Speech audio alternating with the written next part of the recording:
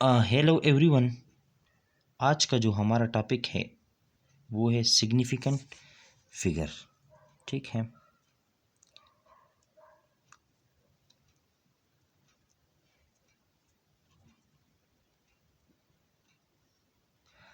अगर मेजरमेंट वाले चैप्टर में देखा जाए तो ये इम्पोर्टेंट टॉपिक्स में से एक इम्पोर्टेंट टॉपिक है। इसको समझना बहुत ज़रूरी है और इसको समझना बहुत ही आसान है, लेकिन थोड़ा सा कंसेप्चुअल है। देखते हैं कि सिग्निफिकेंट फिगर से क्या मुराद होता है। अगर डिफिनीशन को देखा जाए तो डिफिनीशन में लिखा हुआ है, in any measurement the accurately known digits and first doubtful digit are collectively known as significant figure. हाँ, ग्रेविटेशनल एक्सेलरेशन के बारे में कौन नहीं जानता। जिससे भी पूछो कि ग्रेविटेशनल एक्सेलरेशन की वैल्यू क्या होती है तो वो कहेगा 9.8 मीटर पर सेकंड स्क्वायर, वो यही कहेगा। लेकिन अगर आपका एक ऐसे एक्सपेरिमेंट से वास्ता पड़ जाए जिसमें आपको जी की वैल्यू मालूम करनी हो, और आप मेथड भी सही फॉलो करें जिस मेथड से जी की वैल्यू आती है, अपरेटस भी आप एक्यूरेटली फॉलो करें या एक्यूरेटली अपरेटस आप अप्लाई करें, आपका मेथड भी ठीक हो और जो एक्सपेरिमेंट परफॉर्म कर रहा है वो तजर्बाकार भी हो, ठीक है, तो उसके पास रिज़ल्ट कैसे आएंगे आपको पता है। उसके पास रिज़ल्ट ऐसे आएंगे, कभी जी की वैल्यू आएगी 9.7, साथ में इसका यूनिट, कभी जी की वैल्यू आएगी 9.6, साथ में इसका यूनिट, कभी जी की वैल्यू आएगी 9.9, साथ में इसका यूनिट, कभी जी की वैल्यू आएगी 9.5 और करस्पॉन्डिंग यूनिट। अब अगर आप इस एक्सपेरिमेंट्स को देखें, इसमें जो जी की वैल्यू आई है इसको देखें, तो इसमें एक चीज़ आपको कॉमन नज़र आएगा, आपको सब में 9 नज़र आएगा, 9 और 9। और आप दूसरे डिजिट को देखें तो कभी 7, कभी 6, कभी 9 तो कभी 5। एक बात तो क्लियर है कि ये जो 9 है नंबर्स ऑफ एक्सपेरिमेंट में, ये एक्यूरेटली नाउन है। क्या है जी? एक्यूरेटली नाउन है, ठीक है, ये तो चेंज नहीं हो रहा। लेकिन ये जो दूसरा डिजिट है ये मशकूक है, ये डाउटफुल है, ठीक है। अब इन दोनों डिजिट्स के मिलाने से, एक्यूरेटली नाउन डिजिट्स और डाउटफुल डिजिट्स के मिलने से जो फिगर्स बनता है, जो नंबर आता है, उस नंबर को हम सिग्निफिकेंट फिगर्स कहते हैं। आसान सी बात है, ठीक है। एक और एग्जांपल है, वो मैं अगर आपको समझाऊं तो उसमें और भी आपको मज़ा आएगा। अच्छा, ये देखें, ये मैंने एक स्केल लिया हुआ है, ठीक है, ये आपको नज़र आ रहा है, ये जो ब्लैक पेन से, ये इसका ज़ीरो वाला एंड है, ठीक है। और इस ज़ीरो वाले एंड से यहाँ तक जो पार्ट है स्केल का वो है 4 सेंटीमीटर, कंसिडर करें वो 4 सेंटीमीटर है, ठीक है। और 4 से 5 सेंटीमीटर तक का जो फासला होता है, यानी कि 0 से 1 सेंटीमीटर तक का जो होता है, फिर 1 से 2 तक का जो होता है, फिर 2 से 3 तक, फिर 3 से 4 तक।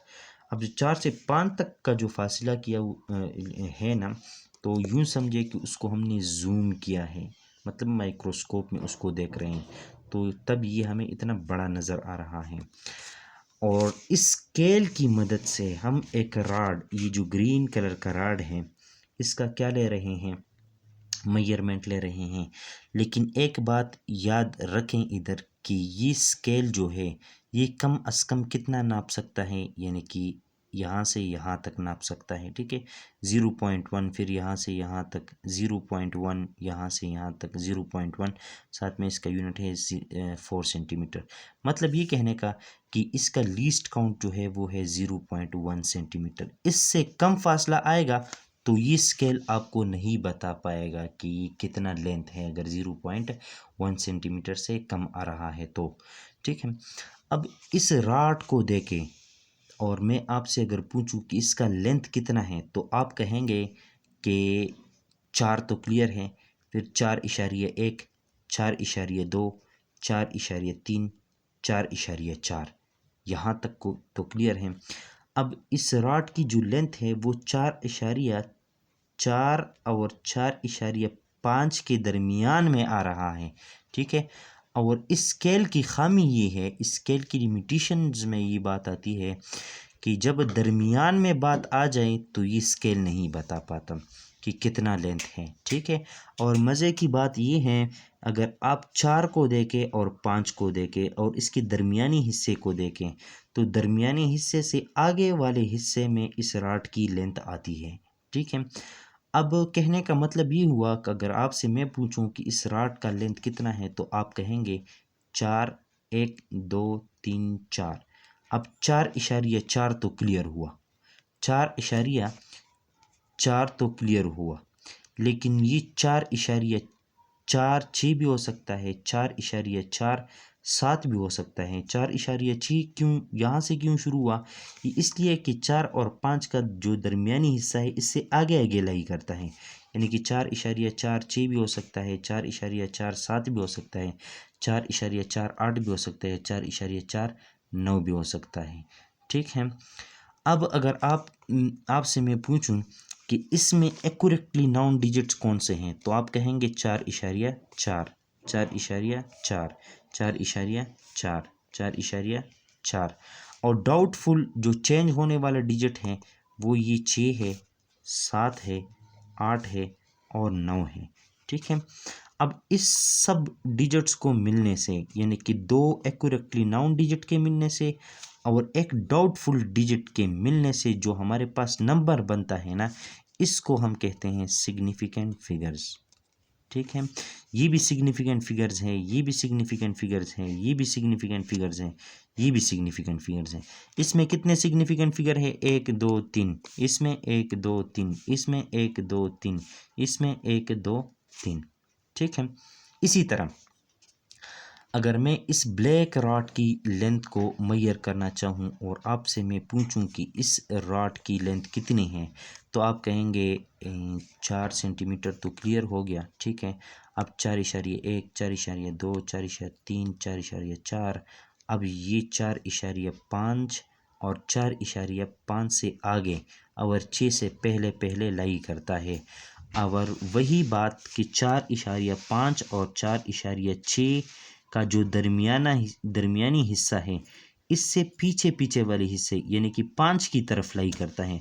तो मैं आपसे पूछता हूँ कितना है इसका मेजरमेंट, तो आप तो 4.5 तक एग्जैक्ट बता पाएंगे, यानी कि 4.5 तक एग्जैक्ट बता पाएंगे। लेकिन जब आप 7, अगर आप इसका एक्यूरेटली लेंथ बताना चाहते हैं तो साथ में आप या तो 1 लिखेंगे या 2 लिखेंगे या 3 लिखेंगे या 4 लिखेंगे, ठीक है।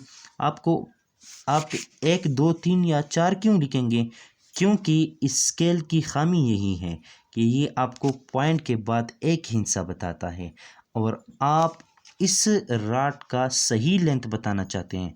तो सही लेंथ बताने के चक्कर में आप कभी 1 लगाएंगे, कभी 2 लगाएंगे, कभी 3 लगाएंगे, कभी 4 लगाएंगे, ठीक है।